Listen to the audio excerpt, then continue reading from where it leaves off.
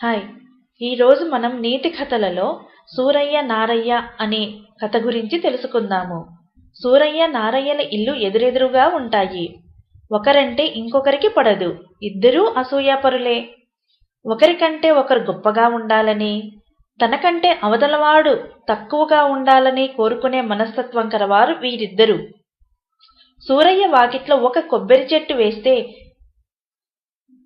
నారయ్య కూడా 2 కొబ్బరి చెట్లు వేసేవాడు. నారయ్య ఒక ఆవును పెంచితే సూరయ్య కూడా 2 ఆవులను పెంచేవాడు.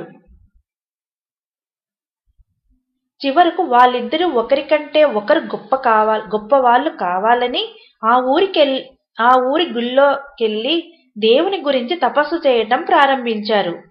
మంటపంలో ఒక పక్క కూర్చుని తపస్సు చేస్తున్న సూరయ్యకు దేవుడు ప్రత్యక్షమై వరం కోరుకోమన్నాడు.